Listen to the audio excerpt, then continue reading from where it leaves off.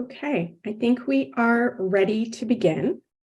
Welcome to the Center for Vaccine Preventable Diseases webinar. My name is Shelley Bolleton, and I'm the director of the center.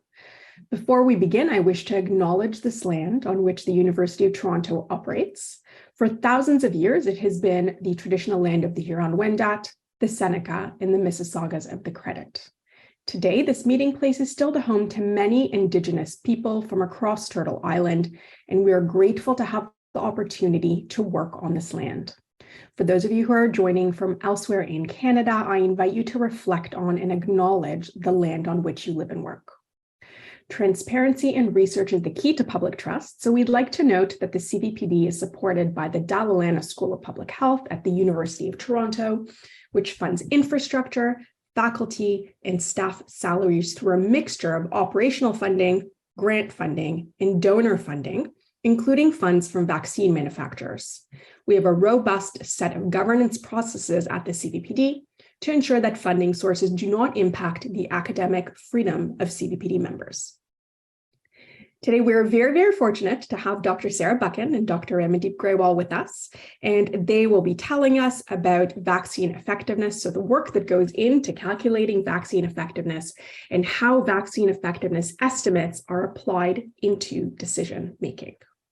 So to introduce our speakers, Dr. Sarah Buchan is a scientist in health protection at Public Health Ontario, where she conducts applied public health research related to the epidemiology of vaccine preventable and other infectious diseases. Her interests include studying the burden of respiratory viruses in high-risk populations, assessing vaccine effectiveness, and estimating vaccine coverage. She currently holds funds to study the burden of RSV in Ontario in order to prepare for potential immunization strategies.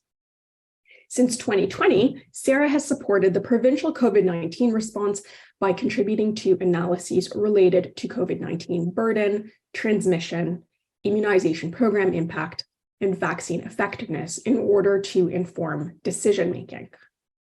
Dr. Ramandip Grewal is a scientist in health protection at Public Health Ontario and an assistant professor at the Center for Vaccine Preventable Diseases here at U of T.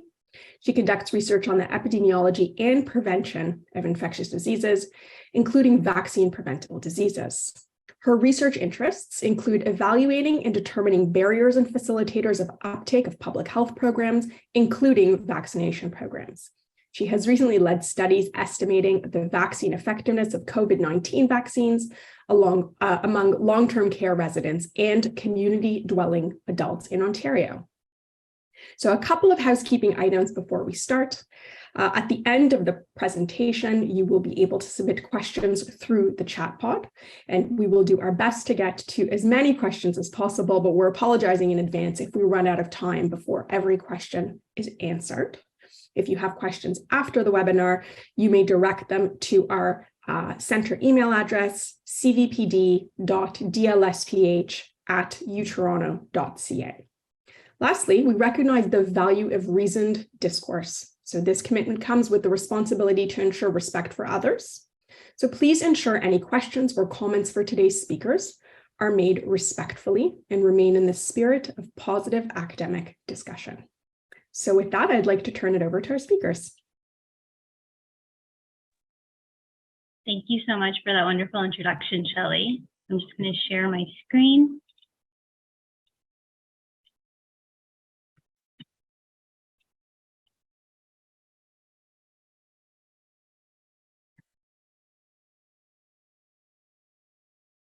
I just wanted to first start off by thanking everyone for joining us today. Really appreciate you spending the time to listen to Sarah and I talk a little bit about vaccine effectiveness. So it's going to be mostly basics, and then we'll try to go into a little bit beyond, but excited to present to everyone here today. So just to start off, neither of us have any conflicts of interest to declare. So a general overview of what we'll talk about today. So we'll start off a little bit talking about what is vaccine effectiveness and why we need to estimate it.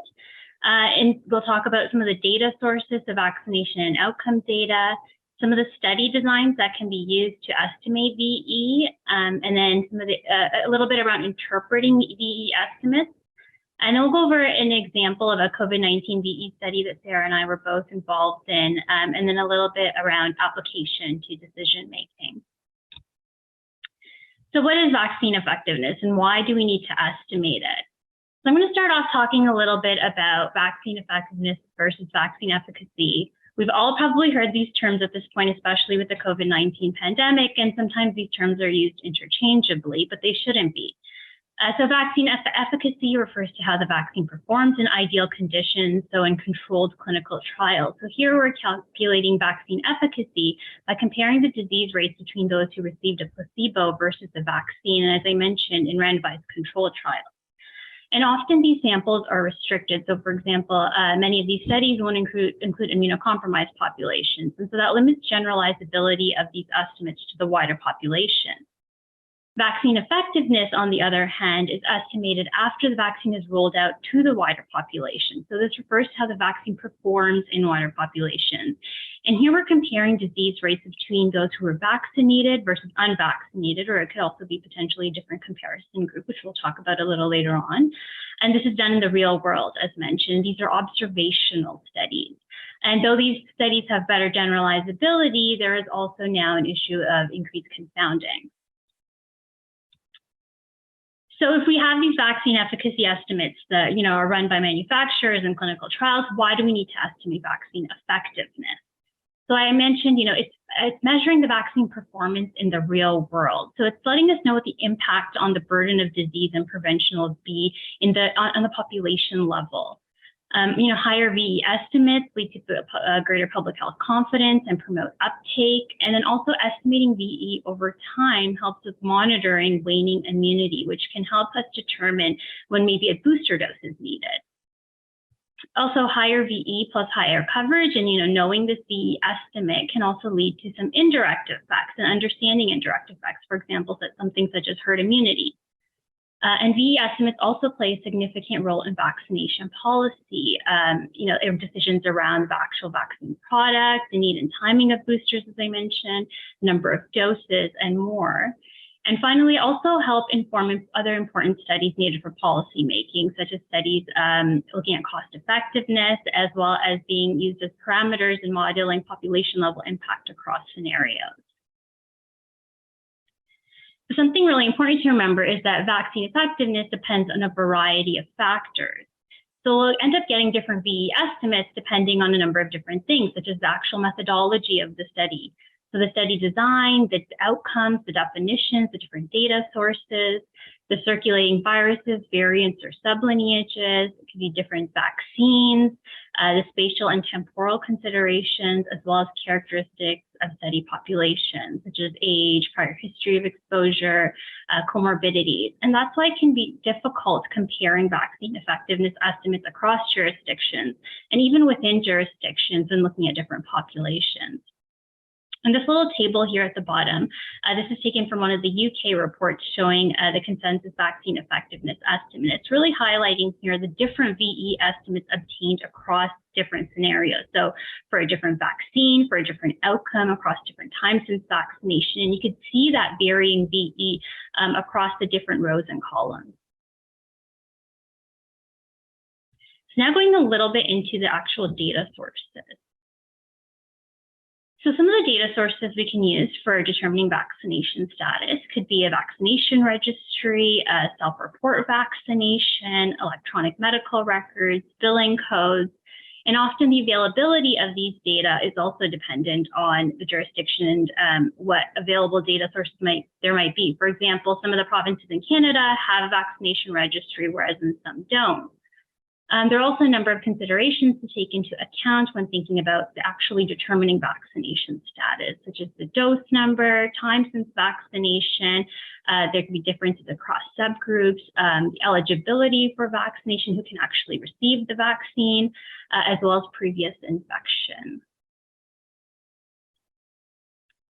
And going a little into the actual determining of the outcome status. So similarly, there are a number of different data sources that we could use to look at the outcome status, such as lab records, reportable disease data, healthcare utilization data, including hospitalization, as well as electronic medical records. And then there are also a number of considerations for the outcome as well. One of the most important ones is, of course, what is the outcome of interest? So we're going to get a different VE estimate, whether our outcome is infection or hospitalization, or if it's death. And then what is the actual definition of the outcome? How do we define the disease? Are we using ICD-10 codes or lab case definitions? We can use reportable disease case definitions. And then for something like COVID-19 and influenza, we've already seen that there might be differences in subtypes and lineages of interest. For example, now when we're estimating VE against COVID-19, we have to think of what the actual variant circulating is. So we're looking at, VE against hospitalization that's associated with something like specifically to Omicron being the sublineage that's circulating right now. And then, of course, when we're estimating anything in the real world, there are going to be issues with biases.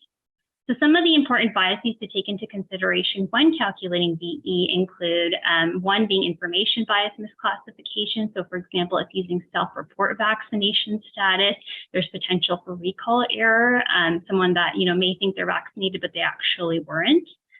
And then also the sensitivity and specificity of vaccination status and outcomes. So in an ideal scenario, we want really high sensitivity and we want really high specificity, but that's not always the case. With a higher sensitivity, we'll have fewer false negatives, so fewer of the cases of disease are being missed for the outcome. For specificity, fewer non-cases are designated as cases. And as I said, it needs to be taken into consideration what the sensitivity and specificity are in order to really understand what the potential misclassification could be on your outcome or exposure. And then confounding as well. So essentially anything that's associated with both the exposure and outcome of vaccination, but not being on that pathway, such as age, sex, geography, occupation, and much more may influence the estimates. And some of this can be taken into account in the analyses, but of course, there's also potential for unmeasured confounding as well. And then finally, selection bias. So for example, healthcare seeking behavior, behavior seeking vaccination might be influenced by an individual's healthcare seeking attitude, or they may be more likely to actually visit healthcare to get tested for disease. And some of this, thankfully, can be controlled through study design, which now I'm going to pass it on to Sarah to talk a little bit about the study design. Great, thanks so much, Ramandip. So maybe we can go to the next slide, please.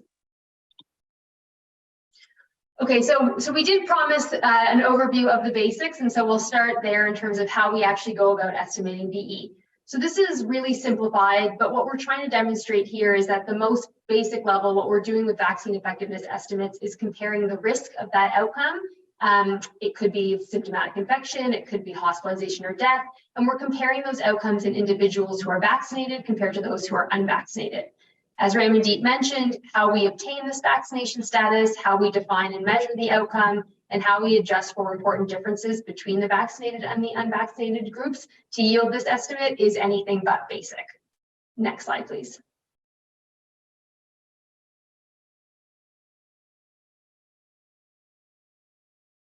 Thanks. And so to complicate things even further, there are additional challenges when we're trying to do this in real time. And we were really trying to do this during the COVID-19 pandemic because there are a lot of dynamics that are changing. So the epidemiology of COVID is changing, the vaccine coverage and eligibility is changing, the variants are changing. And so what the WHO had published in 2021 was a guidance document relating to evaluating vaccine effectiveness in a time of changing epidemiology. And so we won't go through it in detail, but thought it might be a helpful reference for the group because they do outline different strengths, weaknesses, and other considerations for a variety of different study types that might be employed to estimate VE in real time during a pandemic.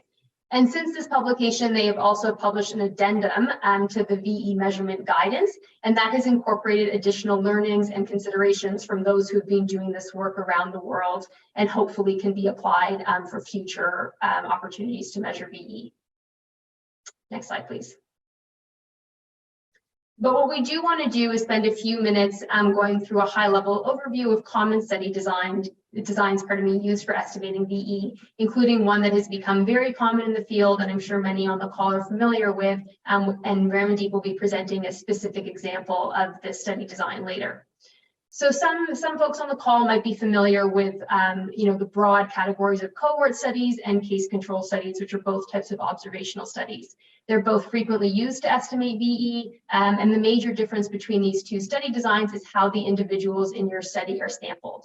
So in a cohort study, we would sample on vaccination status, and we would follow these individuals over time to look at the incidence of the outcome in the vaccinated group compared to those in the unvaccinated group. And then we would estimate vaccine effectiveness using the risk ratio. In a case control study, we will sample individuals on the outcome, and this might be something like lab confirmed infection or hospitalization due to a specific pathogen. This is often a more feasible study design. And once you've selected individuals with or without the outcome, what we would then do is compare the vaccination status in the two groups and derive the vaccine effectiveness estimate from our odds ratio. But a major challenge with case control studies is thinking through the proper selection of that control group. So how do you find people who don't have influenza or don't have COVID, for example, and what is the appropriate selection for these individuals? Next slide, please. So case control and cohort studies are just two methodologies. They're pretty frequently used, but there are other methodologies that are seen in the literature to estimate VE. And a lot of the decision about which methodology to use has to do with data availability and just kind of opportunity to perform the analysis. So one option that we often see quite early on when we're trying to understand the impact of a new vaccination is to use surveillance data to look at the incidence of a specific outcome by vaccination status. So this is more of an approximation of vaccine effectiveness because it doesn't usually account for other important variables in the analysis, but it was very helpful early on in COVID and has also been used for the Mpox outbreak in terms of understanding what the rate of Mpox is in individuals who are vaccinated versus not to get some idea of how things are going. The screening method is another option that someone might use when individual level vaccination data is not available for a control group, but when vaccination coverage information is available for the target population. So in this method, what would happen is you would compare the proportion of cases that are vaccinated to the proportion of the general population that is vaccinated, and from there you can derive a VE. And so this method was actually used very recently in the UK for estimating Mpox VE because those were the data that were available to do that study. Other options, and they all have different considerations and different caveats and kind of different nuances, include things like the indirect cohort study, household transmission studies, and quasi-experimental studies. And so we don't have time to go into all of these today, but we have also provided some helpful links with further readings that might be helpful to dig into a little bit more. But what we really want to spend some time on right now is diving into the test negative study. So this study design is a modification of a case control study and was actually developed by Canadian researchers almost 20 years ago to estimate influenza vaccine effectiveness. So this method is used annually for influenza VE and has been applied throughout the world for influenza, but also now for COVID-19 VE studies as well. And as we mentioned earlier, a big challenge with case control studies is in the proper control selection. So what this test negative design does is actually restrict to individuals who have been tested for something like influenza or for COVID, and this forms the basis of that VE estimation. Next slide, please. So on this slide, you can see a schematic of how the test negative study actually works. There are lots of assumptions that must be met for valid estimation, but in a nutshell, what happens is the study cohort includes individuals who have presented for testing. So already we have conditioned that study cohort in terms of similarities related to something like healthcare seeking behavior, for example. We also have a highly specific outcome measurement because of the laboratory confirmation in our data. So these are individuals who are tested, and these are individuals who we have pathogen-specific results for. And given that there are a lot of respiratory viruses that present similarly in terms of symptoms, the lab confirmation is needed to know that the outcome is due to influenza virus or due to SARS-CoV-2, for example, and not another respiratory virus that might present similarly, for example, RSV or metapneumovirus, for which we would not expect an influenza or a COVID vaccine to protect against. So in terms of what happens in the study design, these individuals are swabbed, Some will come back as positive, some will come back as negative, and then we compare the vaccination status in those test positive cases to the test negative controls to estimate VE while adjusting for other covariates. Next slide, please. I'm making it sound really simple, but actually it gets pretty complex pretty quickly. And I'm sure there's lots of folks on the call who can attest to that. So just talking a little bit more about influenza, because our learnings from influenza have been really influential in how we've been able to move forward with some of our COVID work. So in terms of influenza vaccine effectiveness, these estimates are produced every year through a variety of networks, including in Canada for outpatient estimates of vaccine effectiveness through what's called the Sentinel Practitioner Surveillance Network. So these results come from Canada, they come from abroad, they come from outpatient settings, they come from inpatient settings. And as Ramandip mentioned, it's really important to understand those outcome measurements and kind of where we're applying these study designs in terms of interpreting our estimates and comparing them. So influenza VE estimates are often produced mid-season, and they're also produced at the end of the season. And this really helps us to understand how well the vaccine is matched against the circulating strain and to help support our public health response. We've learned a lot from the influenza kind of framework that has been applied to COVID. And so we know that we can estimate vaccine effectiveness in specific ways. And this includes things like against severe outcomes in certain populations, by time since vaccination, and other things as well, including the impact of repeat vaccination, which is a very interesting topic in influenza research. Next slide, please. And so, as mentioned, these influenza VE estimates are produced every year by a variety of groups across the world, including those in Canada on the right, and in the US on the left. And so what you can see in these figures is that vaccine effectiveness against influenza is not always constant. And there can be a multitude of reasons that impact influenza VE on a yearly basis. And a large component of that is how well the vaccine strain aligns with the circulating strain. And this really reinforces our need to do ongoing surveillance to understand how these things are playing out in the real world. Next slide, please.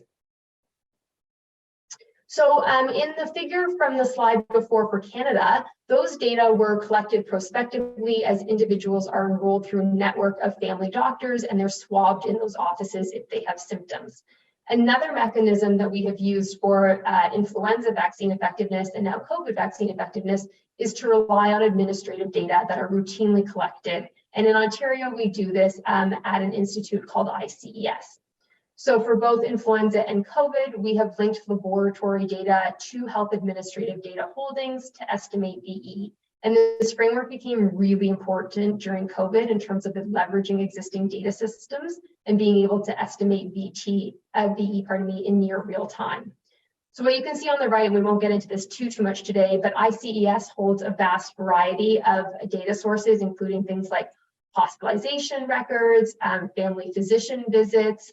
We're able to look at comorbidities by looking at past healthcare utilization. And so what we did was link in the laboratory data for COVID, the reportable disease data for COVID, and then the COVID vaccination data. And then using this environment, we were able to come up with estimates of VE while adjusting for a lot of other important factors. Next slide, please.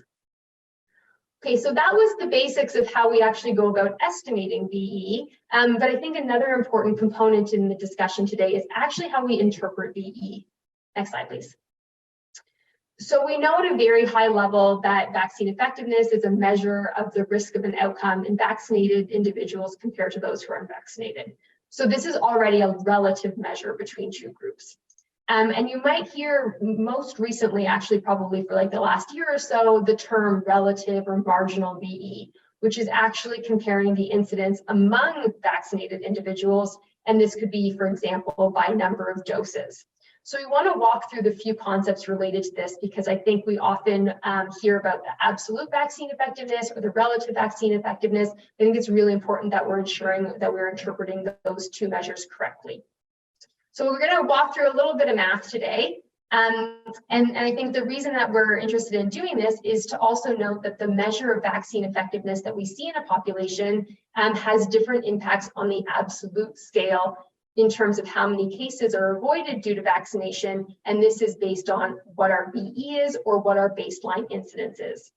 So let's work through this example with two scenarios of high incidence and low incidence of a disease in a population. So you can see on the left-hand side in that table that in the high period of whatever outbreak we're talking about, which could also represent high risk subgroups, not just at the population level, we have an estimated incidence of the outcome of 100 per 100,000 in unvaccinated individuals and 15 per 100,000 in vaccinated individuals.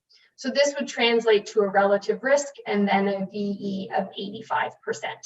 But if you think of risk difference, meaning the impact on the absolute scale, we can see that in this example, in a high incidence or a high risk subgroup, that we see that there were 85 cases per 100,000 in the unvaccinated group, there were an additional 85 per 100,000 compared to the vaccinated in this high incidence period.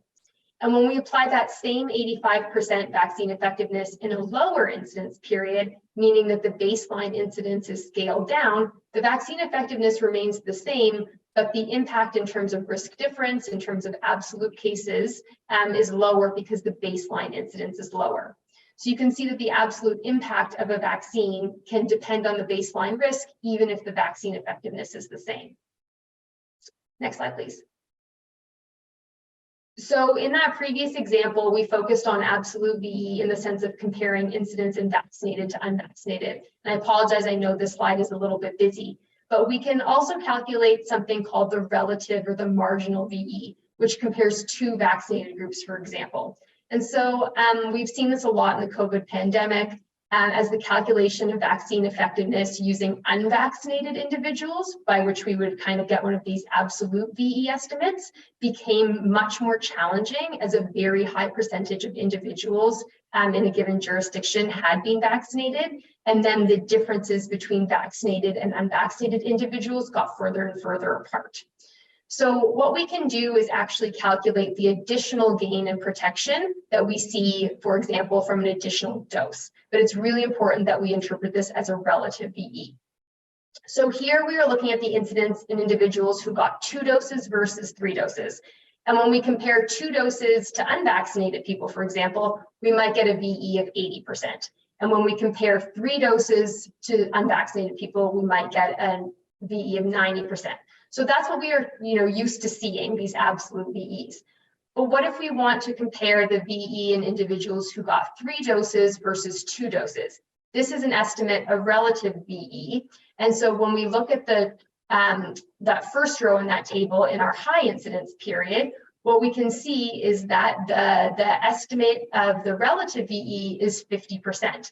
But we know that in the high incidence period, that can have kind of differing impacts on the absolute scale in terms of the risk difference. So we can see that in the high incidence period, the gain in those additional doses would result in a risk difference of 10 per 100,000, whereas for the same relative VE of 50% in a lower risk period, the risk difference would look lower. So the other thing to know about relative VE is you can have the same relative VE, for example, 50%, for very different absolute measures of VE. So in that second table on the right-hand side, we have different scenarios of VE for 3 doses of 90% versus 80% for 2 doses. And in this example, the relative VE is 50%. But 50% marginal or relative VE is also the same when you think about an absolute VE of 80% or 60%. So it gets confusing really quickly in terms of ensuring that we're always thinking both on absolute and relative scales, but we thought it was really helpful to just kind of walk through this a bit in terms of when you see a relative VE of 50%, you have to then think, okay, is that 90 versus 80 or is that 80 versus 60, for example, because differences in those estimates will translate to very different impacts on the absolute scale and kind of our population health level impact. Next slide, please. Okay, so I think that was a bit of a whirlwind, but hopefully we've gone through most of the points. And I hope that you agree that working through that was maybe helpful in terms of understanding what the impacts of additional doses are depending on the risk group, and how relative VE cannot be interpreted as absolute VE, but absolute VE is relative in its own right. So in an ideal world, we would always be able to present absolute and relative VE to contextualize our results. That's not always possible, but we have tried in certain instances to be able to do that in terms of really understanding the full scale of the impact of the vaccines. But I think you'll probably notice in the literature that there has been this pretty big shift in COVID toward relative VE, and that's just a product of the times that we're in terms of like our methodology and the epidemiology. So now I'm going to turn it back to Ramandip, who's actually going to walk us through an Ontario-specific VE study that did manage to estimate VE compared to unvaccinated individuals, as well as relative VE by dose number. Thanks, Sarah. So just starting off talking a little bit about some of the COVID-19 VE work that we've done in Ontario. So there have been a number of different studies, done by vaccine products, number of doses, different age groups, subpopulations of interest, across different outcomes over time since vaccination for different variants, and just wanting to really highlight that these studies did have a significant impact on policy decisions around COVID-19 vaccines and program planning. And before actually publishing these findings, they're often presented to decision makers in Ontario and Canada to help inform these program planning decisions. So the example I'm going to talk a little bit about was a study where we estimated marginal or relative vaccine effectiveness of 4 doses versus 3 doses, and vaccine effectiveness, so this would be absolute vaccine effectiveness, of 2, 3, and 4 doses of Omicron severe outcomes among Ontario long-term care residents. And Sarah and I were both involved in this study. And I've highlighted all these little sections in the example, really showcasing how detailed the research question, the objective really needs to be for those vaccine effectiveness estimates. So the study design was a test negative design. For the study, we were looking at 3 different outcomes. So we were looking at VE against infection, symptomatic infection, as well as severe outcomes. So the study population, it was long-term care residents in Ontario.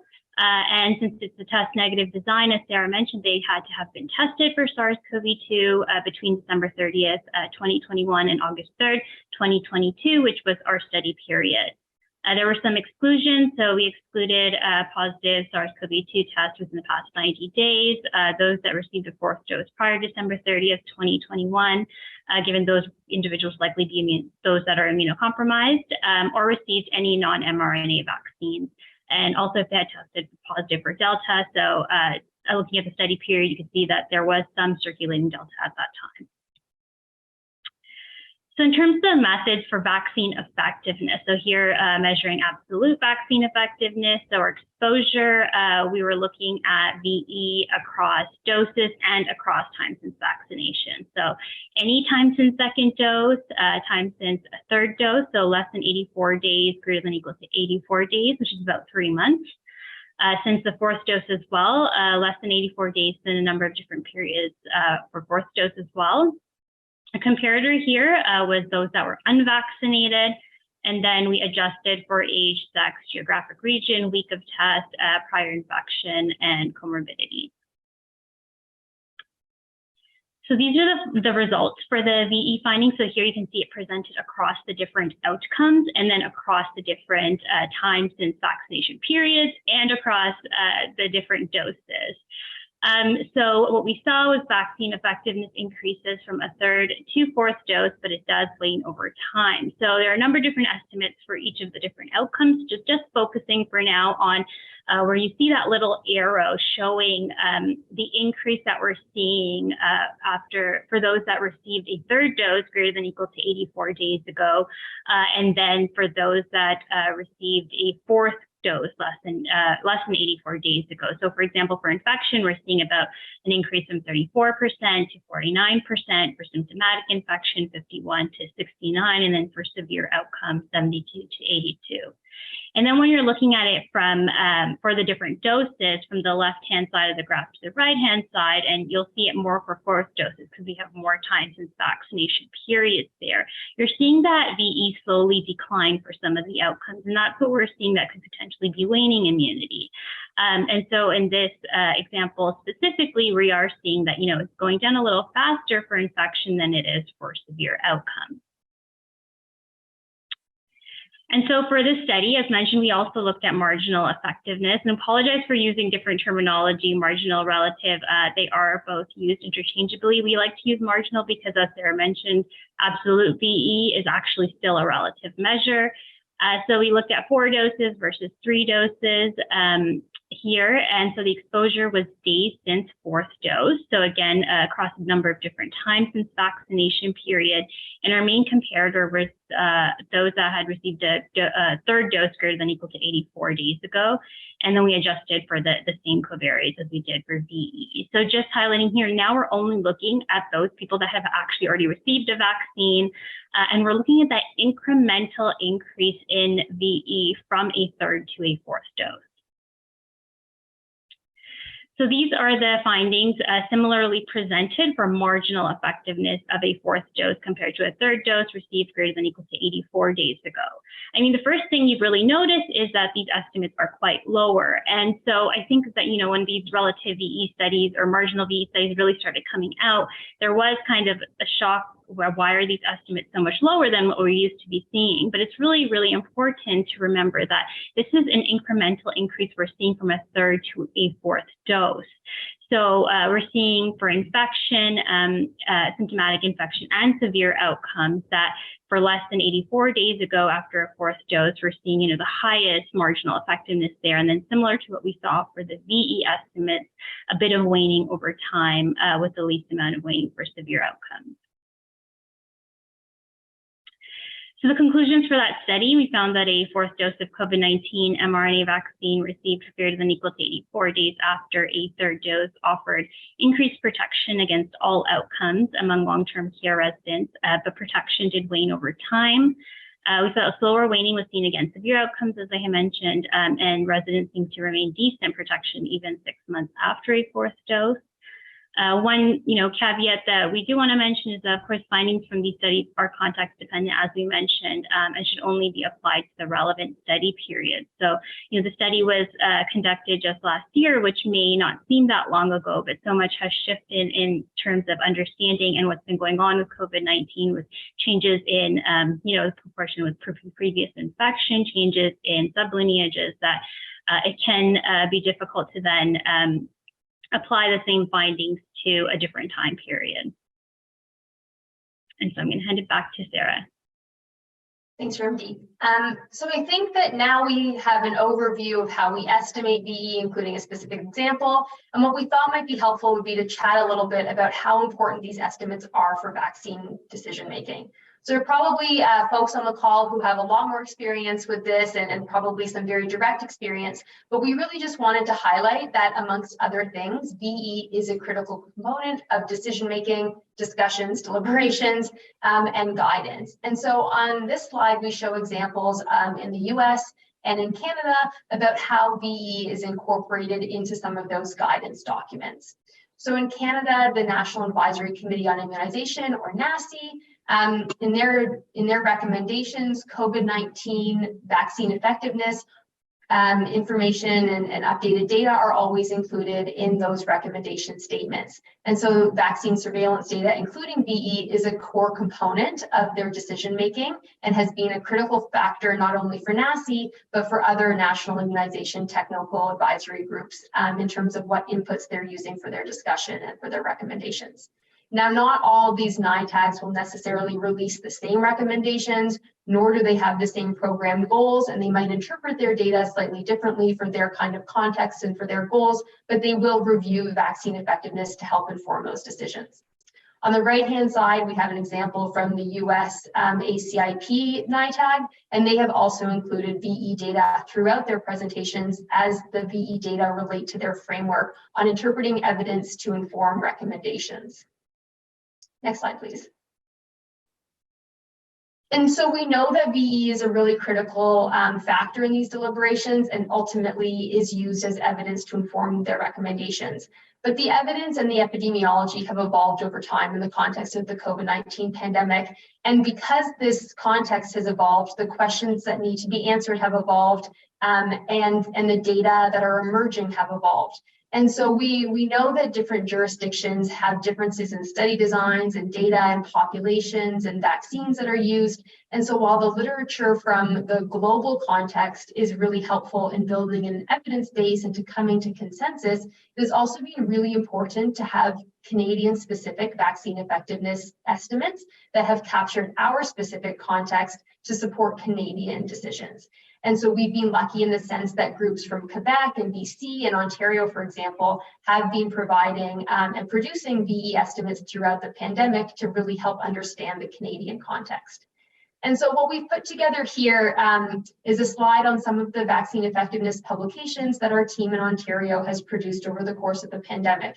I'm just going to walk through this for a few minutes because I think what you'll take away from it is how the specific objectives within these studies evolved over the course of the pandemic and how they evolved to fit the changing needs for specific information to inform specific questions. And of course, there were many other inputs that were critical in addressing these questions, but one of the inputs was VE, and so that's what we aim to provide in terms of supporting vaccine policy making. So starting from the left, you can see that our first study estimated vaccine effectiveness against infection and severe outcomes. And then very quickly, we had to repeat this analysis as variants of concern started to emerge. And it was unclear if the VE that we had estimated against the ancestral strain, may have changed when we were thinking about new variants such as Alpha and Delta and Gamma.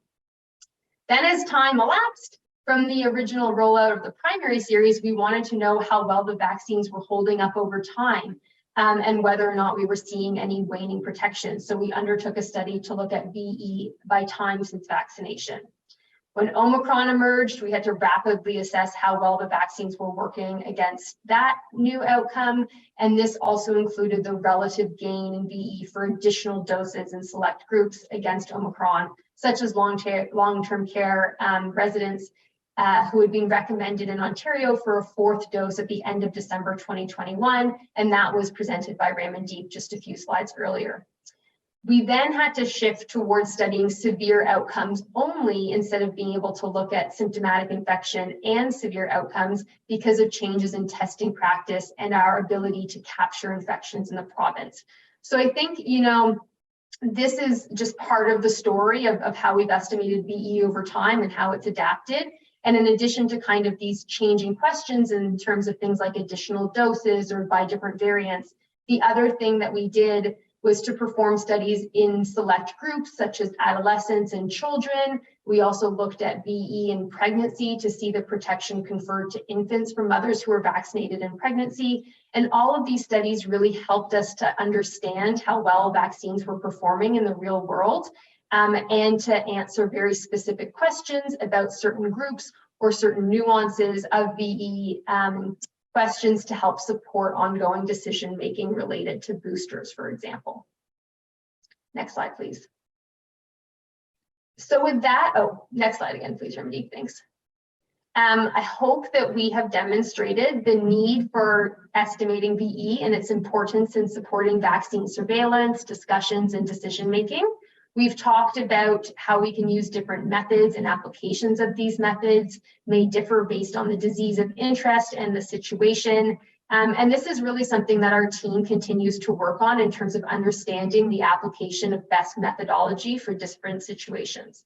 There are always challenges. We continue to work through them. I think we really saw this with the COVID-19 pandemic in terms of having to adapt our methodology to align with changing epidemiology and changing data availability to ensure that we were correct in our estimation and our interpretation. And I think we really need to continue to work on this in terms of understanding best practices, as well as ensuring that we have access to high quality vaccination data, which we were very lucky to have in COVID. But I think will be very important to keep as a consideration as we think through the vaccine pipeline and what new products may be available in the future. Next slide, please. So I must finish the presentation by acknowledging the many people who kind of are in the background for all of this work. There has been a very big effort by many people, not only in Ontario, but also in Canada and internationally, to continue to come up with VE estimates and provide this information to decision makers. In Ontario, we owe a lot to Dr. Jeff Kwong, who is the PI on these VE studies, along with a very large team. And I would also just like to acknowledge the efforts of Hannah Chung, who did so much work on the methodological side for influenza and for COVID, and which really allowed us to adapt quite rapidly to continue on with our studies for COVID-19. And also everyone on the call for joining us today. We're so happy that you're here, and we really appreciate the opportunity to connect about this. And if you do have questions, please feel free to follow up with us. These are our emails. And with that, I guess I will turn it back to Shelley for moderating the Q&A. Thank you. Wonderful. Thank you so much to both of you for this insightful presentation. I certainly learned a lot. We now have some time for questions. I see that questions are already coming in through the chat, so that is wonderful. One question to start us off is about VE estimations in different jurisdictions. So you had mentioned this specifically for COVID, but we know it happens for other things too, where different provinces put out different estimates. So this is a multi-part question. How important is it to have these estimates from different jurisdictions? And secondly, how different were the estimates in different jurisdictions for VE, for example, for COVID-19, but as a learning point, happy to talk about any infection. And what are some of the things that impact VE across Canada? Sure. Ramandip, you're okay if I maybe start? And then please feel free to add in. So thanks, Shelley, for that question. I think it's an excellent one, and one that we can reflect a lot about. So I personally think that it is highly important to be thinking about these things in terms of our interpretation and understanding the context from which these VE estimates are coming. So many of the estimates, I think at a very high level or broad level that were produced in Ontario and Canada did align with other jurisdictions, including those from the UK and the US. But despite a lot of similarities and kind of the gestalt of the VE estimates, there were a lot of differences in the Canadian context that I think as time went on became really important to critically think about when we interpreted. So just kind of thinking through a few examples, when we looked at the estimates from the UK, the products in terms of the proportion that were vaccinated with viral vector vaccines looked very different in the UK than it did in Canada, where we were primarily using mRNA vaccines. When we looked at the US, even though there was a lot of mRNA vaccine there as well, the intervals between doses were different. So in Canada, we had more use of extended intervals between our first and second dose in our primary series, whereas in the US, they were sticking much closer to the product monograph, and so they had shorter intervals between doses. And what we saw with time was that actually there were differences in terms of VE by the number of days or weeks between those two doses. So I think, those are really important things to think through. I think we also have to think about, as Ramandip kind of alluded to, the proportion of individuals who had a prior infection. Now that at this point in the pandemic may be less relevant in terms of people looking more similar across jurisdictions, but certainly they're not the same still across jurisdictions. And at earlier times in the pandemic, when we think about what public health measures were and what they looked like between different provinces and different countries, certainly the proportion of people who had been infected with SARS-CoV-2 looked very different. And we know that that impacts our VE estimates as well. So I think, those are kind of some of the high level issues. Other minutiae include things like, how did a study group define hospitalization? What did that actually look like? What was their outcome measurement? And so while they seem very in the weeds, these concepts, I think they're so important for helping to dissect why vaccine effectiveness estimates maybe looked similar or didn't. And so I think we really need both of these pieces, which I know wasn't necessarily your question, but I think we do need to take literature from the global context to kind of ensure that we're all coming to a generally similar conclusion, but then we really need to think through the nuance of what was happening, and not only kind of in the study methodology and definitions, but what the context was in terms of vaccine rollout, other measures, and to really help us try to dig into why we may or may not be seeing differences. And I think, then there's some components of just like how the study took place, what the study design was, what was adjusted for, what was stratified by. All of these things can lead us to having slightly different estimates. So Ramandip, I'm sorry, I spoke a lot there. I don't know if you have anything to add to that. I just wanted to add some real hard examples there. Like, for example, in the US, they had a lot more previous infection early on going, for quite a long time compared to what we were having in Canada, given our public health measures in this, Ontario specifically even. So although in our studies, we often, we try to make comparisons to these other jurisdictions, there's always caveats involved where it's like, there's no apples to apples comparison ever in this situation. Like, another example is when fourth doses first came out, Israel was the first country to start releasing data around the VE around fourth doses, but they were only using the Pfizer vaccine. So here we're using Pfizer and Moderna. So how can we really take those estimates and apply it directly to our population? There's also huge differences in testing practices. So, it's hard to really make those direct comparisons across jurisdictions. So it really emphasizes the importance of having those measures within our own populations, given the characteristics, and so many of the other things Sarah mentioned are quite different. So we still want to leverage as much knowledge as we can from other places as well. And I think I'll just finish off, Shelley, if you don't mind me jumping back in to Ramandip's point, is we also have a lot of conversations about these things, right? So we have to learn what's going on in other jurisdictions. We talk about it as a study group. We also talk about it with international collaborators, because I think this is a question from around the world, which is why or why not are our estimates looking the same? And what can we learn from that context specific and people who are on the ground in those jurisdictions to really help explain that? Okay, thank you. That was a really thorough answer. And I think it also underscores the fact that COVID-19 has really brought these issues to light. And so people who don't do VE regularly can still identify with a lot of the stuff that you're saying, even if they don't necessarily have the background. So thank you for that. We have another question from the chat, clearly not from a VE rookie looking at the question. The person was wondering if you could comment on the use of test negative studies examining infection as opposed to symptomatic infection, because some have suggested that symptomatic infection is the most appropriate outcome for this design. What are some thoughts and considerations that we should be reflecting on relating to this? Yeah, I think, sorry, Ramandip, I should ask, would you like to start?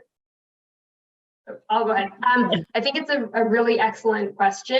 So I think when we think about test negative, we often think about symptomatic infection, and that's because that's kind of the basis of the study design, is that an individual has presented with a symptom that has led them to be tested, and that's kind of been the foundation for that study design.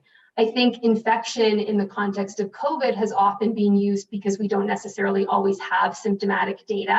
And so that has been, just thinking through kind of our data pipeline and our flow and what information we actually get. Sometimes it's not possible in certain situations. And so we've actually really, I think, been thoughtful in adapting our outcome to the situation. So at the beginning, we'll have to remember when people were tested, there was very strict criteria about how to get tested. And then that shifted. And so we had to shift our methodology with that. And so one of the contexts that we thought was more appropriate to keep looking at infection was among long-term care residents who were actually continued to be tested, whereas other individuals, pardon me, who were asymptomatic, we wouldn't expect them to necessarily go get tested. So we're really thinking through all of those things, and certainly appreciate the question in terms of probably the most valid estimate related to infection would include symptoms. The reality was that wasn't always possible, but certainly most groups, I think, really tried to focus on symptomatic infection. Okay, thank you for that. Ramandip, did you want to add anything? No, I thought that was a great answer, but just the one piece is highlighting that for every population, it was very dependent on the actual population in terms of the outcomes we looked at. We only really did infection for long-term care residents. I think it was attempted for community dwelling adults early on, but testing practices changed so fast that was kind of taken out the window quite early on. Okay, thank you for that. We have time for one more question, but we'll need to have a quick answer because we need to wrap up in a few minutes. But I think it is a question that is worth asking. What lessons from COVID-19 VE estimates can we apply to other emerging pathogens? I can start, and mine will be really short and it'll be very high level. I think one of the biggest lessons learned is we need data on vaccine coverage. So COVID-19 was like an amazing, opportunity. I mean, it sounds really bad because it wasn't a great thing, but I mean, it was a great opportunity to be able to get that really rigorous vaccine uptake coverage data and being able to actually calculate pretty accurate VE estimations. We don't have that for a lot of other vaccines, particularly in Ontario. So I think for me, it's like kind of that understanding is like, these are lessons learned. Let's start building that infrastructure as much as we can in order to be able to do it for these newly, emerging vaccines like RSV, as Sarah had mentioned.